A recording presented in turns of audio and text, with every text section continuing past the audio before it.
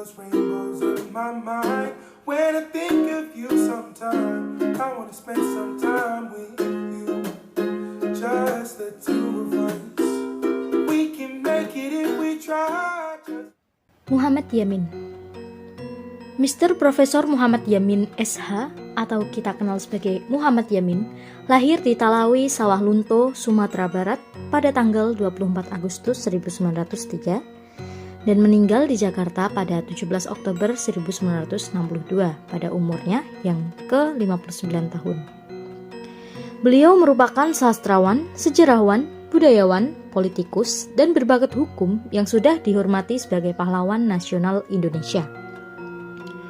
Beliau adalah salah satu perintis puisi modern Indonesia dan pelopor Sumpah Pemuda sekaligus pencipta imaji keindonesiaan yang mempengaruhi sejarah persatuan Indonesia. Latar belakang pendidikan. Muhammad Yamin mendapatkan pendidikan landasannya di Hollands Inland School atau HIS di Palembang. Lalu beliau melanjutkan ke Al-Jimin Middlebury School atau AMS di Yogyakarta. Di AMS Yogyakarta, beliau mempelajari sejarah purbakala dan berbagai bahasa seperti Yunani, Latin, dan Kei. Setelahnya, beliau kuliah di Recht Hoge School atau RHS yang kelak dibentuk menjadi Fakultas Hukum Universitas Indonesia di Jakarta. Beliau berhasil mendapatkan gelar Mister in the Region atau Sarjana Hukum pada tahun 1932. Beberapa peran dan jabatan. Karir Muhammad Yamin dalam dunia politik dimulai ketika ia diangkat sebagai Ketua Jong Sumatera Bon pada tahun 1926 sampai 1928. Beliau juga dikenal dengan sastrawan dan disebut sebagai orang pertama yang menggunakan bentuk soneta pada tahun 1921, sekaligus pelopor Angkatan Pujangga Baru yang berdiri pada tahun 1933. Semasa pendudukan Jepang, yaitu pada tahun 1942 sampai 1945, Muhammad Yamin bertugas pada Pusat Tenaga Rakyat atau disingkat dengan PUTRA, yang merupakan sebuah organisasi nasionalis yang didukung oleh pemerintah Jepang.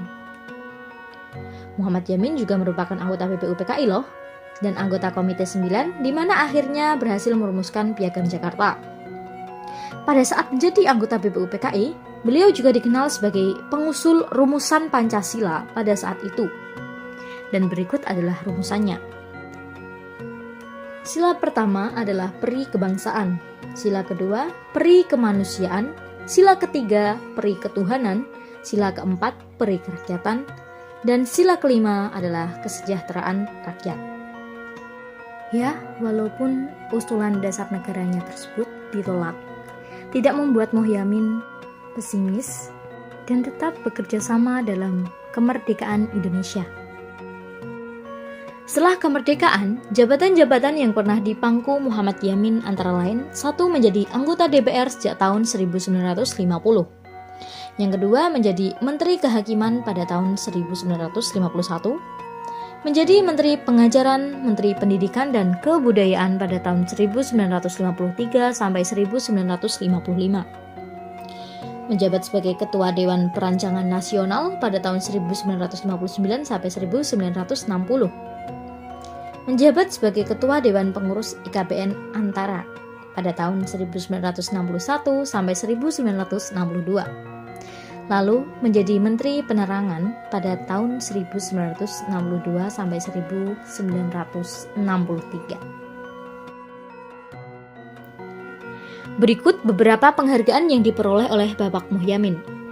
Yang pertama, beliau mendapatkan Bintang Mahaputra RI, di mana Bintang Mahaputra RI itu merupakan tanda penghargaan tertinggi dari Presiden RI atas jasanya pada nusa dan bangsa.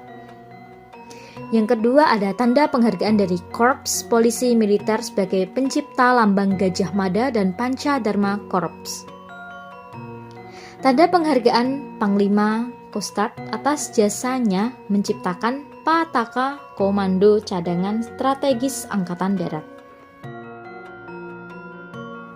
Berikut merupakan karya-karya dari Muhammad Yamin.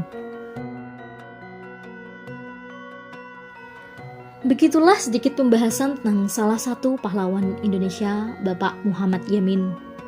Beliau telah berjasa terhadap kemerdekaan Indonesia. Beliau juga merupakan sosok cendekiawan sekaligus politikus yang mengesankan dan berprestasi. Cita-cita persatuan Indonesia itu bukan omong kosong, tetapi benar-benar didukung oleh kekuatan-kekuatan yang timbul pada akar sejarah bangsa kita sendiri.